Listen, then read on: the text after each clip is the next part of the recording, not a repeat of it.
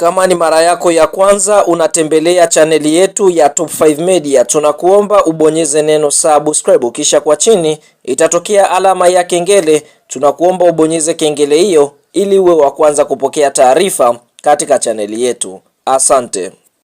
Habari kubwa ya kimichezo ambayo tunakwenda kuiangaza mezani siku ya leo ni kuhusiana na kile ambacho kimeweza kujiri kutoka kwa aliyewahi kuwa msemaji wa klabu ya soka ya Simba na Yanga Sports Club. Hapa tukienda kuongelea ndugu Haji Sunday Manara, ambapo taarifa za kuaminika ni kwamba hapo siku ya jana aliweza kukamatwa na jeshi la polisi kwa kile kinachodaiwa kwamba rais wa shirikisho la soka nchini Tanzania Wallace Karia kwa upande mwingine alikwenda kumshitaki kutokana na kauli zake tata ambazo amekuwa zikisema mara kwa mara kuhusu mpira wa miguu nchini Tanzania. Sasa kwa mujibu wa taarifa ambayo imeweza kutolewa na kamanda wa jeshi la polisi kutokea mkoani Dar es Salaam, hapa tukienda kumwongelea Kamanda Jumanne Murilo, anasemaje? Anasema ni kweli Haji Manara anaojiwa baada ya kupata malalamiko kutoka kwa rais wa TFF akilalamika kuhusiana na Haji Manara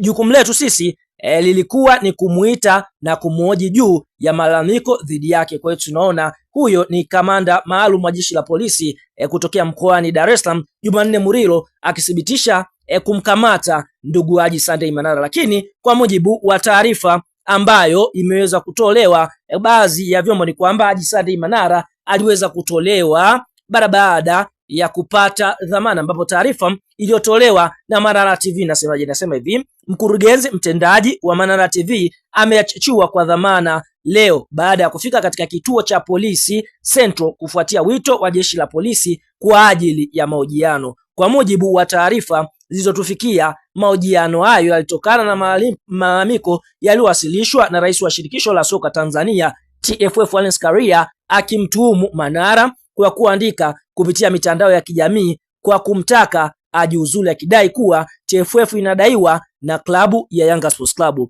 Hata hivyo, Manara amekanusha tuhuma hizo, akisisitiza kuwa hajawahi kutoa taarifa hizo kama inavyodaiwa. Baada ya mahojiano, Manara aliachiwa kwa dhamana huku uchunguzi wa suala hilo ukiendelea. Kwa hiyo tunaona hiyo ni taarifa ambayo Manara TV waweza kuthibitisha kwamba Haji Sunday Manara ameweza kuachiwa na jeshi la polisi mara baada ya kuwekewa dhamana. Kwa hivyo ndio taarifa hiyo kuhusiana na Haji Sunday Manara mara baada ya kukamatwa na jeshi la polisi kutokana na rais wa shirikisho la soka nchini Tanzania Wallace Karia kuweza kumshtaki kutokana na machapisho yake ambayo amekuwa akiyachapisha katika mitandao ya kijamii. Kwa hiyo tunaona hili sakata si la kitoto, kwa sababu ikumbukwe TFF kupitia Wallace Karia walishawahi kumfungia Haji Sunday Manara kuto kujihusisha na mpira wa miguu kutokana na kile ambacho kilitokea pale mkoani Arusha mara baada ya Manara na Wallace Karia kuweza kufanya fujo. Kwa hiyo kwa sasa ameamua kumpeleka polisi kutokana